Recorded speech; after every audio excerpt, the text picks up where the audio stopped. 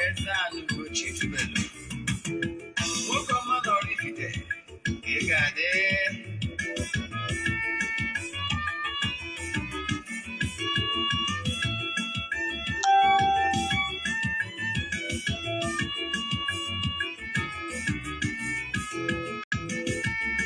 Ọdịnala bụ eziokwu. Ọdịnala bụ ụzọ ndụ. Ịma na o nwere olu na-eti mkpu na-asị ụmụ Igbo chigharịa, ụmụ Igbo chigharịa. Kwa mbọsị ọ na-eti, n'ụtụtụ n'abalị ọ nọ na nkụzi. Ezeana Ugochi Tubelu, onye ọma na Oraifite, onye mgbasa ozi ọma ọdịnala gaba n'ihu. Ezeana Ugochi Tubelu, onye ọma na-eje eme ọnụ. Ọdịnala bụ ụzọ ndụ gaba n'ihu.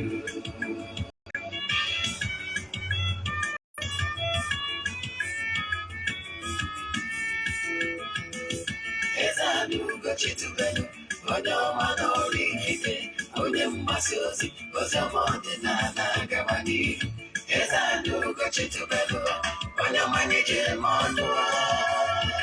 Ọdịnala bụ ụzọ ndụ gaba n'ihu. Ezeana ga-adị, Ugochi Tubelu ga-adị, Ugochi Tubelu temple ọ ya adị. Maka na eziokwu anwa chacha, ndị ụka erighị anyị front and back, ndị ọcha eri anyị front and back. Fada si kara aka were ụmụ Igbo si anyị rapụ nke anyị na nke fa ka mma. Buru Baịbụl bịa, akwụkwọ akụkọ, mepekwa chọọchị fa, okpuru ụka bịakwa. Mana Ugochi Tubelu ekweghị ekwe. Ezeana si na ọma mme, ọdịnala ọma nwụchacha. Oge ọbụla ọ na-eti, ọ nọ na nkụzi. Chukwu abịama gbago ume, ọdịnala ya dị. Ezeana Ugochi Tubelu, onye ọma na Oraifite, onye mgbasa ozi ọma ọdịnala gaba n'ihu. Ka anyị dọbụrụ ya eto a. Aga m bụkwa onye nke gị, Ogbuefi Ezeana Ugochi Tubelu na Oraifite. Abụ m onye isi nchụaja na Ugochi Tubelu ọdịnala temple. Anyị na-agba afọ gbaa afa miri emi, rụkwazi ọrụ mmụọ dị iche iche. Abụkwazi m onye isi nchụaja na ọdịnala Restoration Prayer Ministry. Bụrụkwazi onye mgbasa ozi ọdịnala Igbo. My mission is to help people live better life. N'oge awa nke eziokwu n'ụbọchị taa,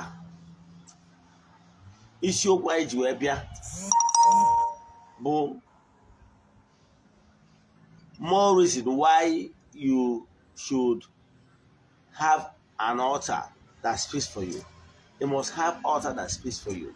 Very important. Ọ bụ isiokwu anyị.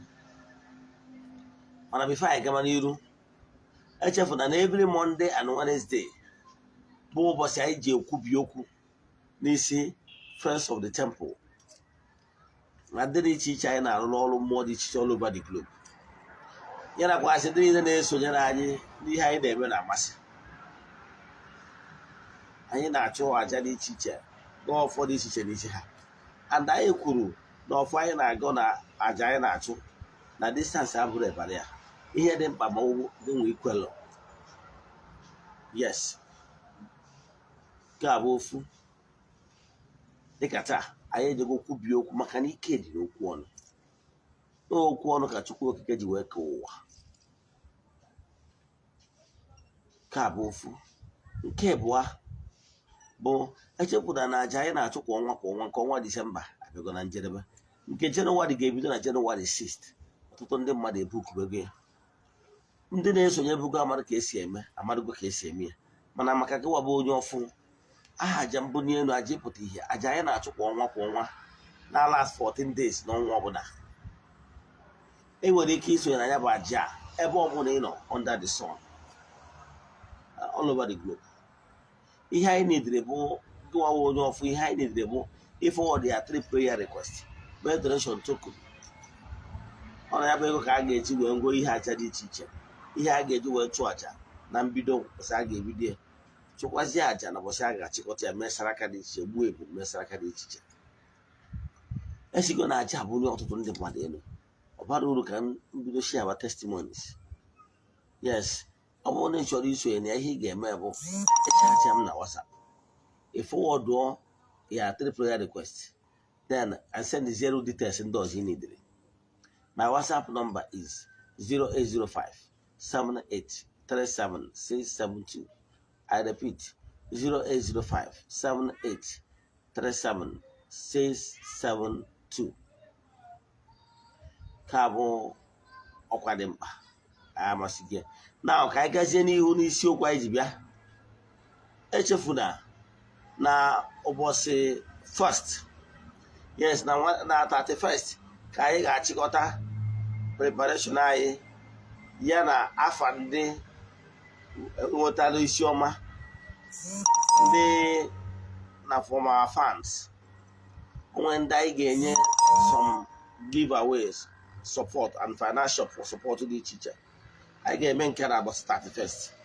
Then ụbọchị New Year anyị ga-ejikwa ụbọchị anwa wee nyesịa ụfọdụ ihe onyinye dị iche iche. Nke nwere ndị ga-ebute rice. Anyị nwere rice anyị ga-eke ndị mmadụ of various sizes. Then anyị nwekwalụ my boat catch gift na ihe ndị ọzọ dị iche iche. So o rukwara ụbọchị January 1st anyị ga-ewetakwara gị ya ka o si akpọtụ na Ugochi tụrụ na temple. Ọ mgbacha anyị ji elota ndị mmadụ. Anyị na-eme ya annually ka abụrụ the first year. Last year anyị mekwara ya, anyị gbukwara efi na ya sie n'ihe onyinye dị iche iche. So ketu akọ ga-adịkwa this year. So na that first anwa ka ndị niile anwa bụ ndị ritere elele na giveaway anyị na-enye. Ndị ama abịawo like ndị nweta catch gift, anyị ga-eme ha transfer that day. Then ha forward aka nọmba ha mere ha transfer. Then ndị bụ na ha ga-abịa for physical gift ga-abịakwasị na temple ụbọchị anwa ya gazie. Now n'isiokwu anyị ji bịa bụ more reason why you should have altar that speaks for you. Let me tell you, what you don't know is only a mystery to you and not to all. And ị ga-ejiriri ihe nke ụwa wee ghọta ihe nke eluigwe.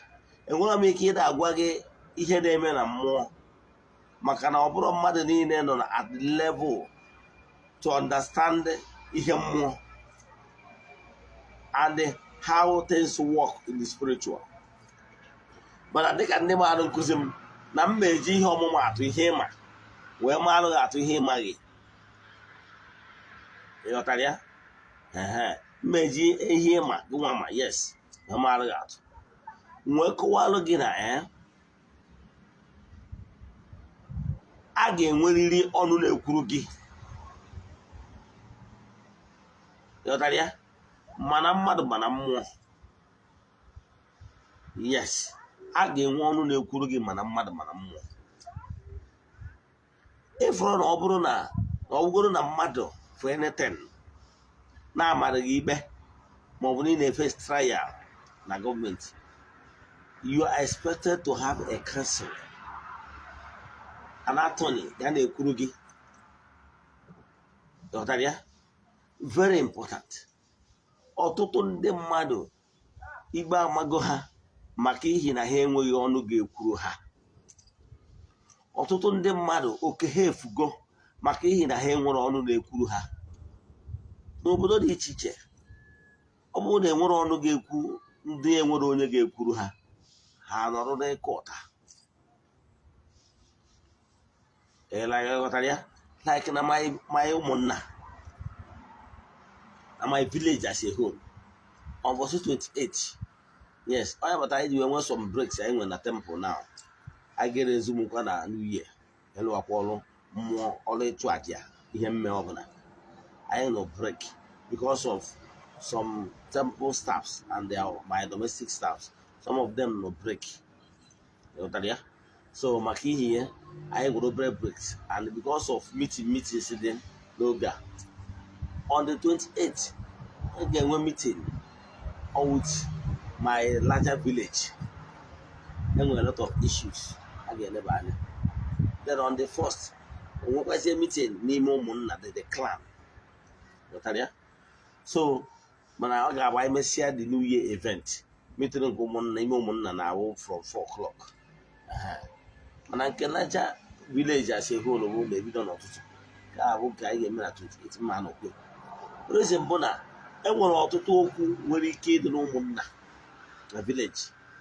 Over the were some strong personalities.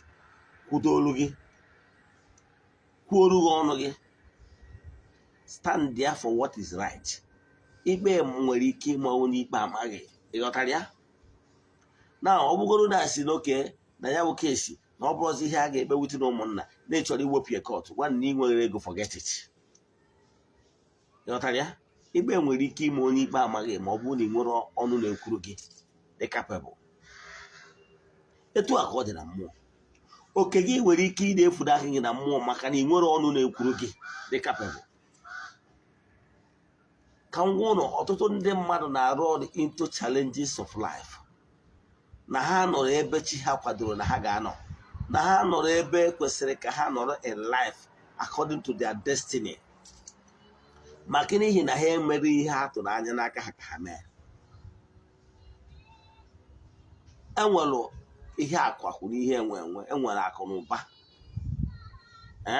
ihe niile abụ ngọzi Chukwu.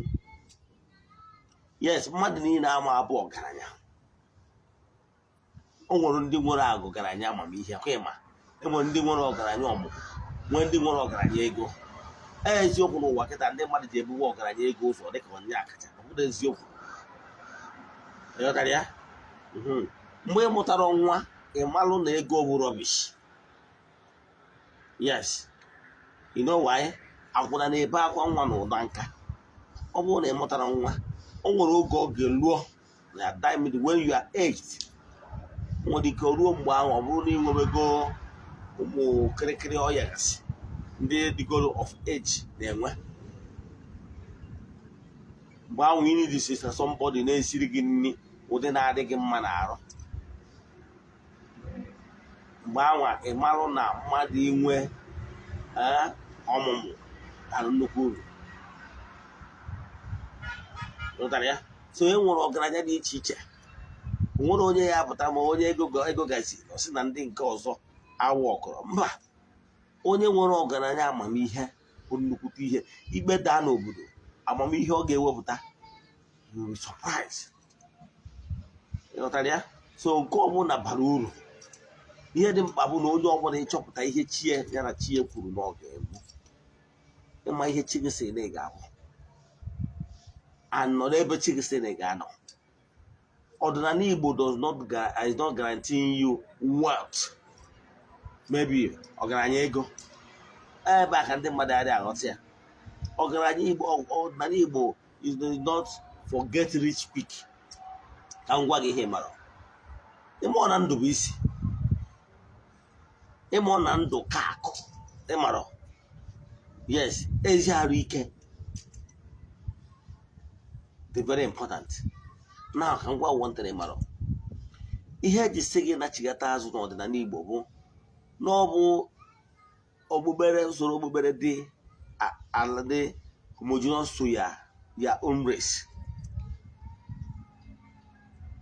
ịma hapụ isi ụwara ike ajụ ịma na-esoro usoro okpukpe ndị anyarị and contrary to your own root.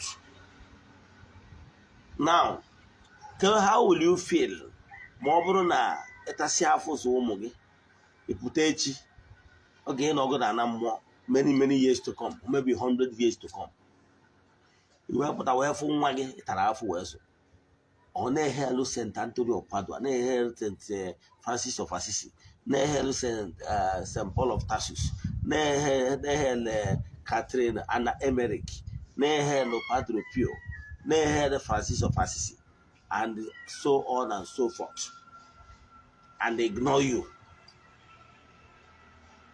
being his father or his ancestors, how will he feel? Despite your effort email maka ọdịmma nwa okobi agbawa gị because na ọgụ nwere nke na eziokwu etu a ka ọ dị na mmụọ ọnya ka ejisi na ihe na-esi na nke onye akarịa ebichigata to your root, align yourself with your forces that so gị o nwere forces so gị indigenous forces so gị, so you need their support. Follow who no road, because those spirits that follows you understand how things work in your own terrain. So therefore, you need their support in order to succeed massively. So he came once you align to them. If I can make able a bambo, Igbo spirituality, a bambo is oto kegi. A bambo ni hendi abu kegi to Luyaka.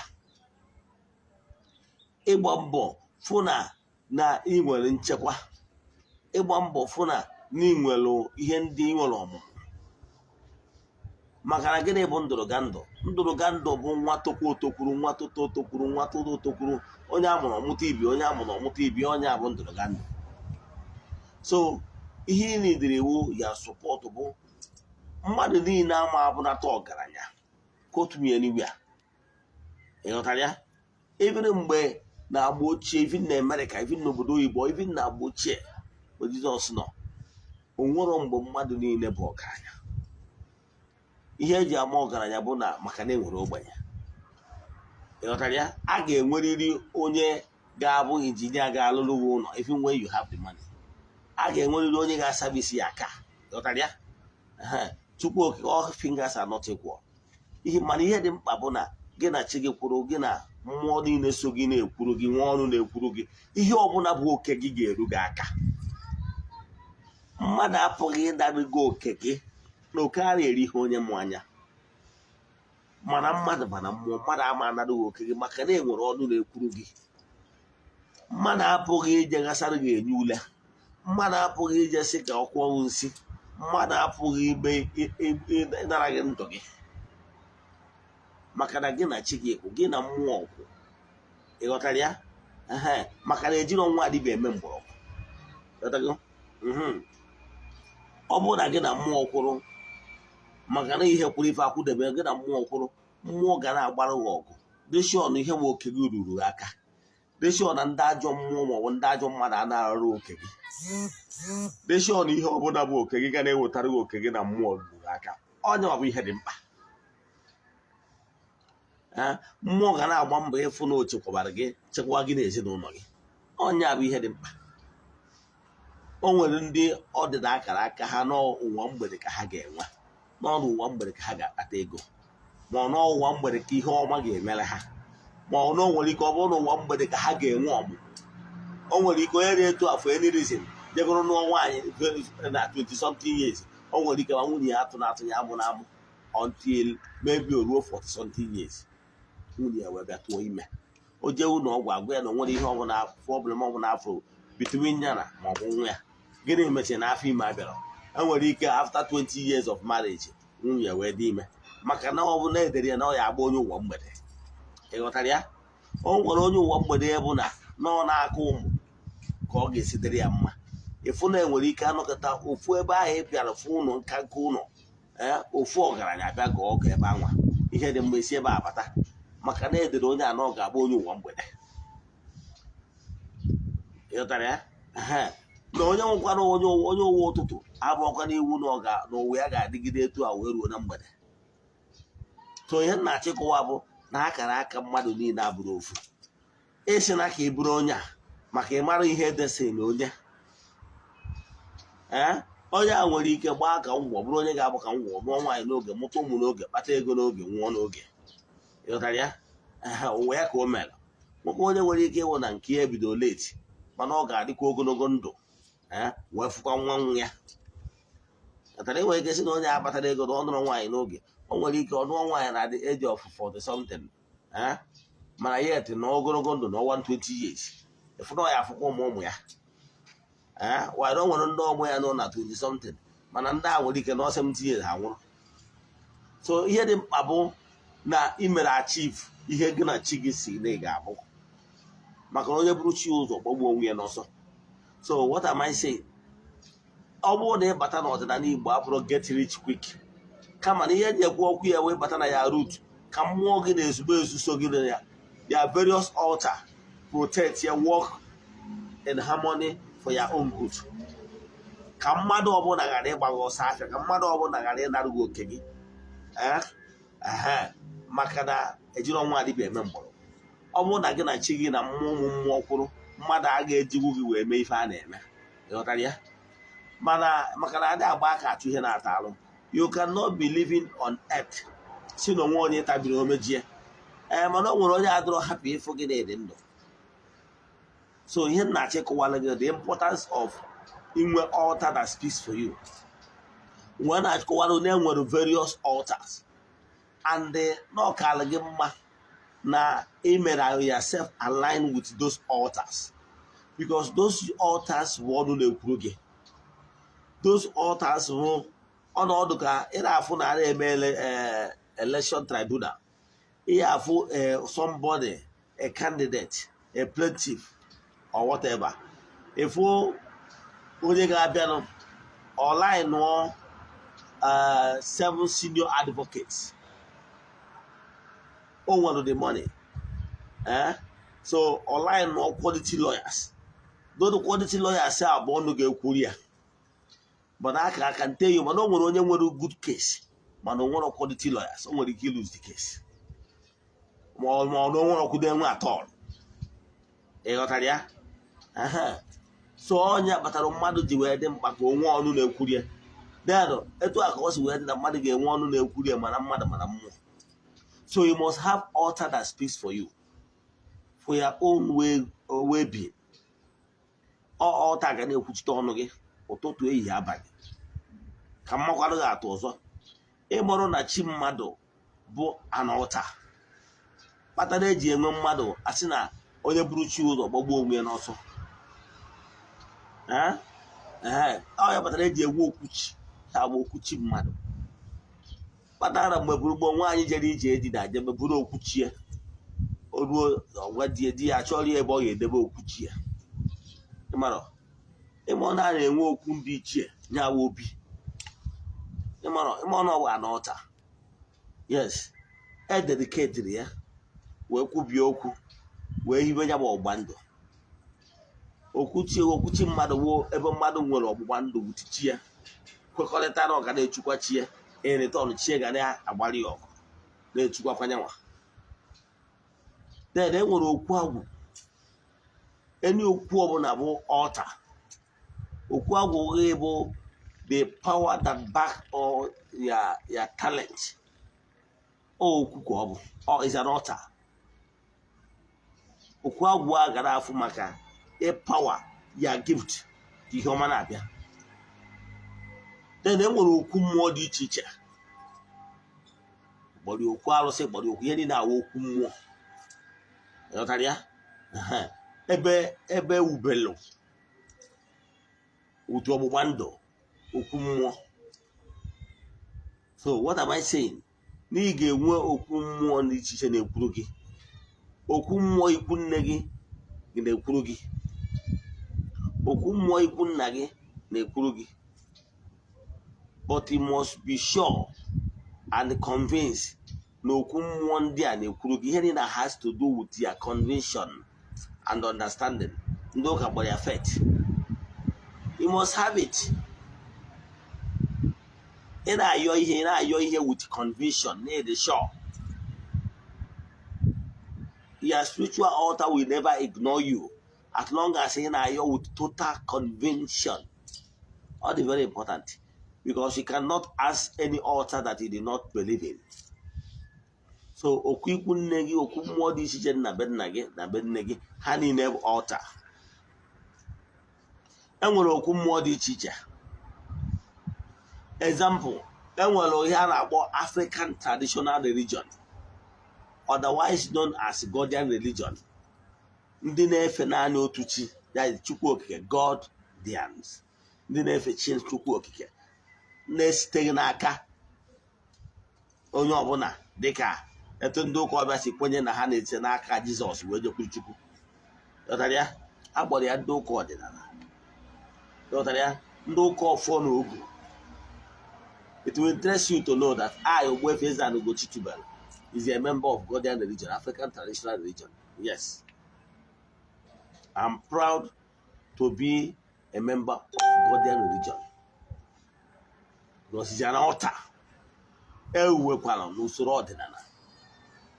I can tell you now, there were so many altars. When they kill the Purugi. Mgbe m batara n'ọdịnala, ngwa ọdịnala ọta ụmụ mmụọ mụ na ha kwụ agbọrọ ịkụ mbamba abara ịba na mmọnwụ, ịba na mmụọ nke ọnwụrụ ọsọsị kpọọ ya agbọrọ ya etu ndị ọbụla si akpọ ọnwụ na agụna na-eji akpọ ya mkpọbata. So etu a ka ọ dị, ihe niile abụ ya commitment n'ikwenyere n'ọta dị etu a. And ngozi ndị uwe ya bụ altar na mmụọ na-abak ya bụ altar will always protect and bless you. Ihe o jide mma ka inwe altar that speaks for you bụ na those altar will always be there for your well-being, for your protection. Okay, ọ bụrụ na ndị belong to Ugochi Tubelu na temple, ndị akpọ friends of the temple, ụtụtụ ehihie abalị anyị na-agọrọ ha ụfọdụ ekpere ha ekpere ife ọma ga-emela ha, na ha ga-enwe nchekwa. We are actually watching their back. And ọ bụrụ na o nwere ọtụ ọbụla ikwenyere na ya mbụ an ọdịnala altar, Nigeria ego abụrụ problem. As long as na ọtụ ikwenyere na ya ga na-anụ olu gị mgbe ọbụla, weda na iji ego ma ọ na-ejiri ego. Mgbe mara atụ the other time nye lecture wee sị gị ọ bụgoro na ijiri ego ị ga-eji wee gburu chi gị anụ, ọ bụrụ iwu na iyi egbu anụ, ọ bụgoro sọ ọchị, ọ bụgoro na ọsọ hot ka iji na ị nwere ike iji pụọ libation. Ị nwere ike ije kwuchi gị si achị m onye ụwa mee na m ejiri ego mana nna ayọ gị nke ihe detu a na ọ bụrụ na ihe detu a meele m na mma emele gị nke a. Etu a ka ọ dịkwa na ebe ọbụla ọta ọbụla ibilọngụ to, a ga-enwerịrị ọta ala nyere gị obu ndị ichie ihe ejiwe ojiji ebe a je yọọ ndị ichie ayọ. Ijiri ego abụrụ will not stop you from going to the altar which you belong. Now, ọ bụrụ na onye belong to Ugochi Tubelu na temple, friends of the temple, ọ bụgoro na ijiri ego ị nwere ike iji sọọchi bịa na temple je yọọ mmụọ dịgasị na temple ayọ. Yes, it's done. Ọ bụrụ you will not be telling me you don't have money. Ndị mmadụ na-ekwu na ha enwere ego, adị m amụ ha amụ, ihe pụta bụ na they don't understand how things work. Ihe niile abụrụ ego. Ihe mmụọ na-eri iwe obi tiwara etiwa na obi gwepịara egwepịa. Ọ nwere ndị na-abịa na temple, they don't even have money. Asị m onye a wụta galọn na-agbanye mmiri gọziere mmiri ogwu ana. Ụfọdụ nwere ndị enwe ike ịbịa, ọ bụrụ na ndị a ga-enye ihe dị na si na mmụọ. Ghọtara ya? O nwere ndị ọ bụrụ ndị a ga-enye nzu, nwee ike ọ bụrụ ndị a ga-enye ihe dị iche iche without spending 1 naira because no altar you belong to. Wee gwa ha abọsị nkọwara maka ya wee sị gị na ibi na okwu ikwu nne gị, okwu mmụọ ikwu nne gị, yes, ma ọ bụ okwu mmụọ dị n'ikwu nna gị. This Christmas festive period ndị mmadụ natacha na their various homes, jebe na okwu ikwu nne gị. Ọ bụrụ na ọsọ ọjị ka iji asịletụ asọ ọjị ka iji ụgwọ ọjị 500 naira, ị nwere ijekwa eze mmụọ n'ebe a sị ya na ị chọrọ ka ị bịa gaa ọrụ mmụọ na ị nwere ego n'ọsọ ọjị ka iji. Nke bụ eziokwu bụ na aka ji ọfọ can never turn you back. You know why? Because you know your altar. And then I never went there. and I know Ben Nagi. And one of course saying no, it's not done. Unless if it's not an altar. Only Ochi is okay. More messiah he begged. So when many altar must be active, not altar. Okay, I want to a member of Ghanaian religion. I don't joke with it. Yes, I don't joke with it. Because I'm uru obalo. Mmadụ inwe many altars that speaks for you. The more you are having more altars that speaks for you, the more you are getting more protection and the ability to hire sons for your case or attorneys for your case. Okay? Only when multiple attorneys is a huge advantage. Now, here na check what again, Bona. Nige, when you don't know Krugi. Example, I work got the African traditional religion, Golden religion, as a case study. African traditional religion, region on my YouTube channel, you got 4 even Kuziri. Wage, Macofon Damoro na African traditional religion. You have book order. Oh, they go far. And we call hymn books. Hymn books. Yes, we hymn books. Were songs. More alive, composed by our people. Ordinana. I was one name when I once saw our coming. Otalia. We're going to follow all the branches. And we're over 100 stations all over Nigeria. And where you can go and find worship center. Uno fufe. Sunday night na n'otuchi. Now we go go say we gwa na even na-enwe na Lagos. Na-enwe na Masa, ọ bụrụ na Lagos.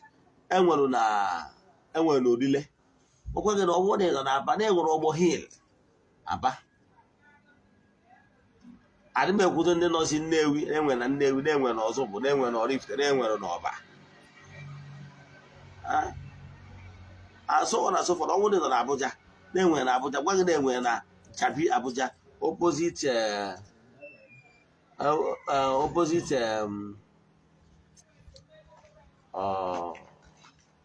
this embassy, this country. What opposite embassy of Najabi? Opposition is the young number. The Nabawa. Contact them only in Abuja. I want to know Maraba Aziz. Maraba. Yes, you don't call it Maraba. Yeah, won't call the Nani need it. On the man asking that Jirego or Danny, I said, no, I honey. Maybe because you are not properly guided. I'm going to get 70% of your spiritual work can be done by yourself. It's only 30% can be alone. But when you try that, my mission echo around them, but if you can belong to these temples. Mana ebe you have problem, yes, go on in the man. The problem in them when you got how ordinary works. Each and all you have a baby abroad, not. It was the Canadian a baby, man, you are not practicing ordinary. They don't understand how it works. In a baby, I will give you a baby back. I saw a problem. Can I beg Jawaro kid? I saw a problem, Jawaro kid. I go on dot and I say, hey, bro, daughter. Yes, well, as a seeker. Madabaras, I chase up as up, I chase a coro, no brains up a coro. Manable typical or the lover. I can tell you, over time, if not than other expensive. Whatever that I have, not I imagine a Cadibia, because in our charm, get rich quick. Imagine a Cadibia, long, 1 week, 2 weeks before the thought, the map. Yet I go there 1 week, 2 weeks, 1 month before the thought, the map.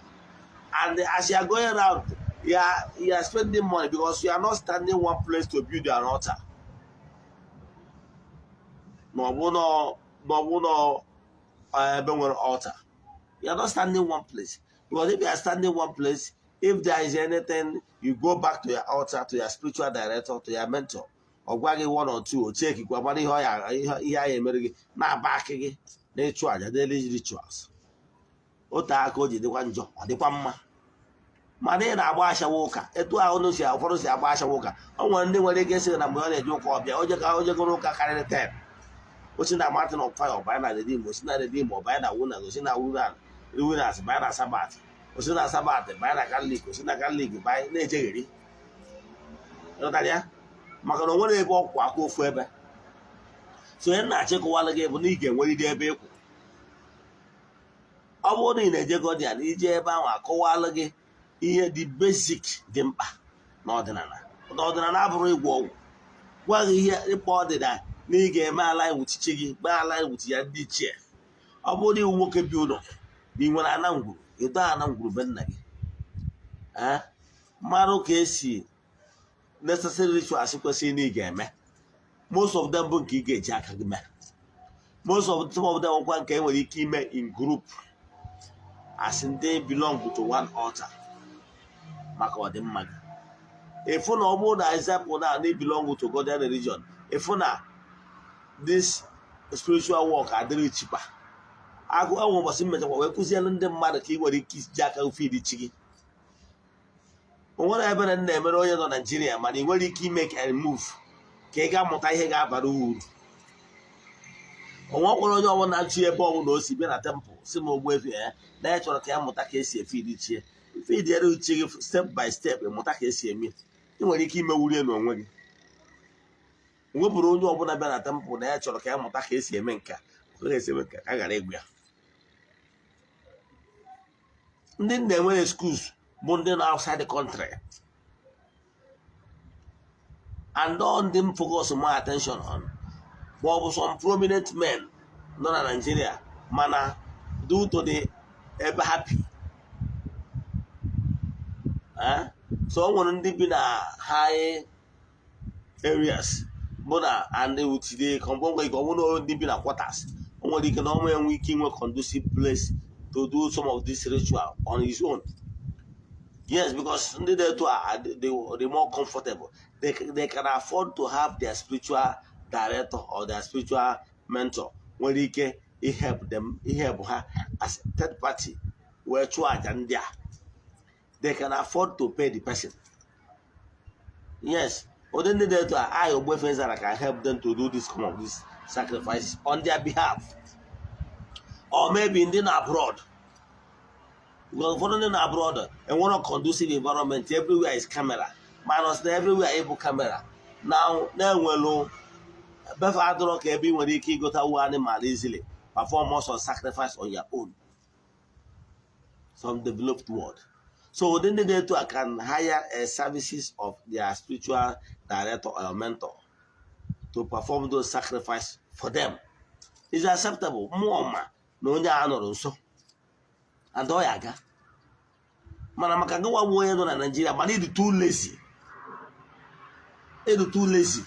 ABN, I want dog of ya for the name of Head for the one camp, for the other 1 week, for the other days that they are various camp just to go and learn. Managawa, it is so lazy to make a move to go and learn what will be of help to you.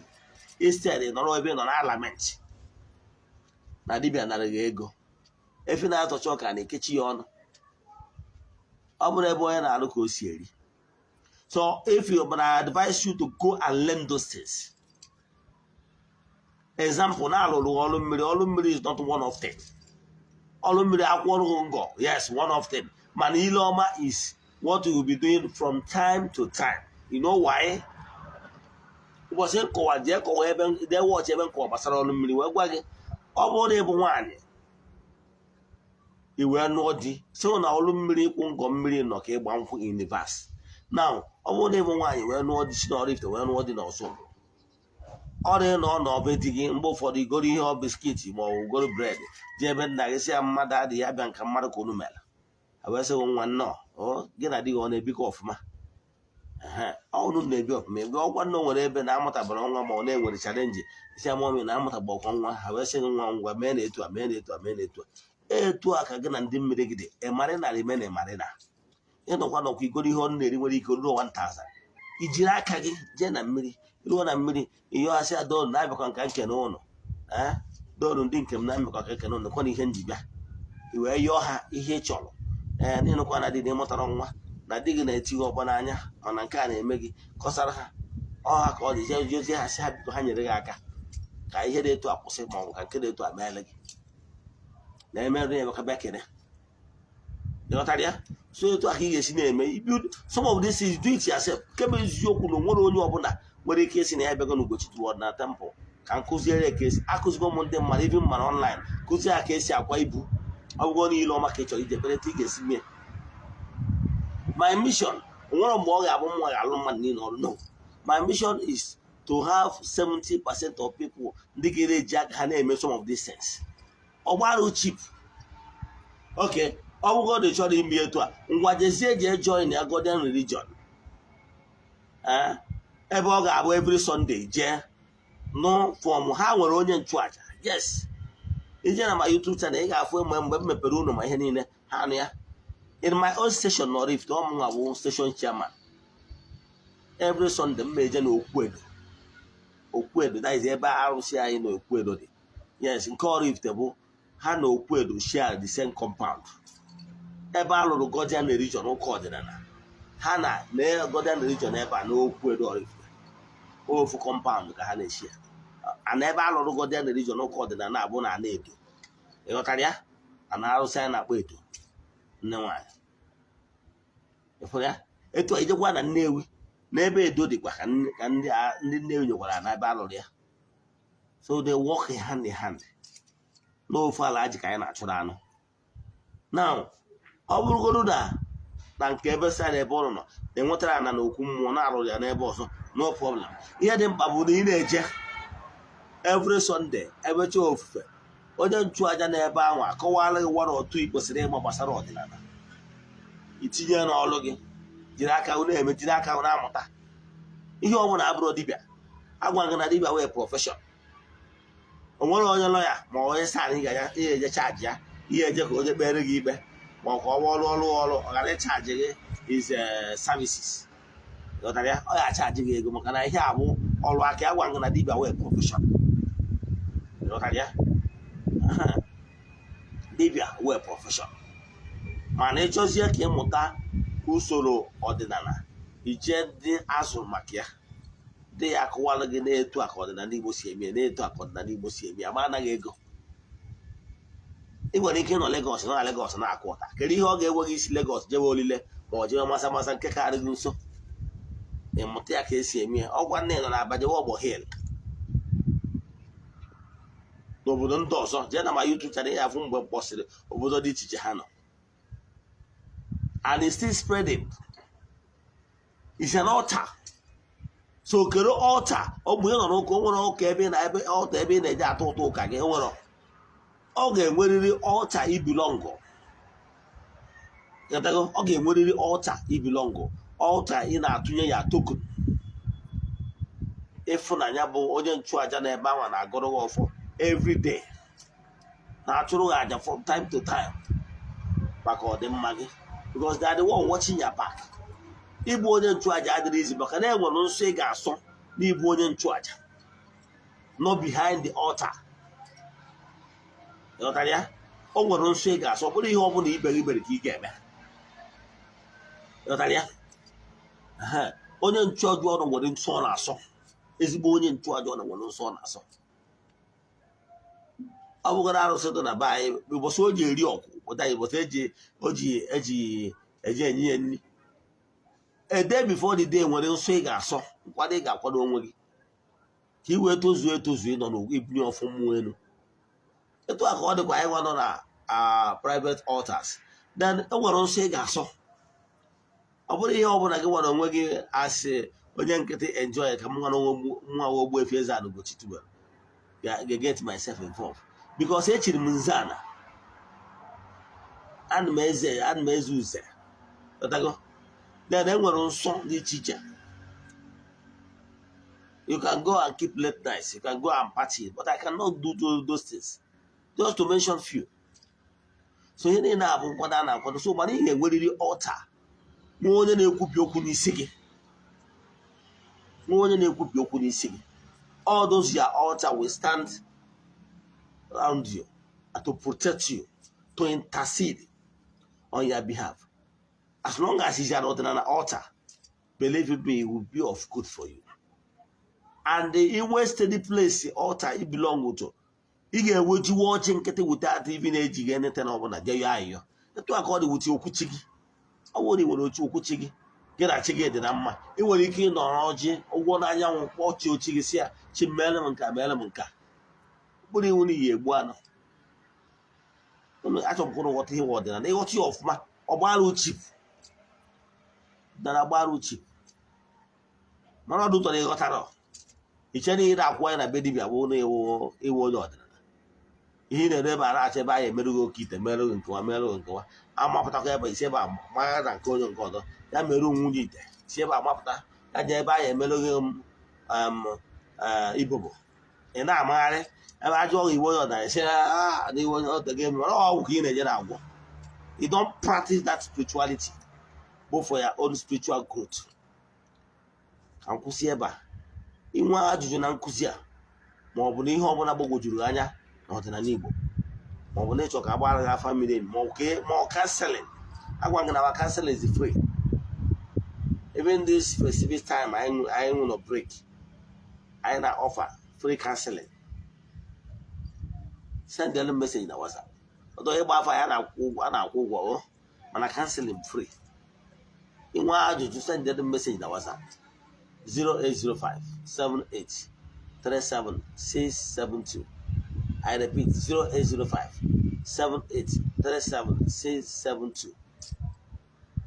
In the chat video, he gave me on your phone and I will share this message because it must save one or two people. We are friends. Kamalo here will you order. Kaga did you have me hand? Kaga fall victim. I wanted to fall as a victim because of their own ignorance. They burn order and need. I got to learn how to be doing this yourself. Oh, well, for all the Alu, yes. I can say that 30% them out there. But I go, Malo for the Ibu. They have to chiggy. They cheer the rest of the year. I don't want to follow for the 1 year. Unless the one yard trainer, we have a sadia. Otalia, I want to call you get a kick and damn also. More for all for the need. Now, I gauge Alosi, we're back at the old mother. Yes, I want to for all the need. I gauge him more back here. Example, I would maybe I want to follow boy. I will need here. Now gauge him more back here. I want to go one no Nyakamwoji. Yes. A man I may have in a witch whom are back. Oh, one for all for the need. Now get really more way back here. More silike. Oh, for all for the average. A man na I jealous of so much hitting when I was young. A man who doesn't walk. A man or gabo called the beer. Well, the capacity. Or body by where the capacity. I went out of what the man one or more. Now, a man on ya. So, to accord it. My name were minor aja, which you can learn how to do yourself. Because other than that, it's aja with the basic on the name. Then I shall be that to Sari and the mother. Call the quantity dinner, both 27th by 9 a.m. Ezeana.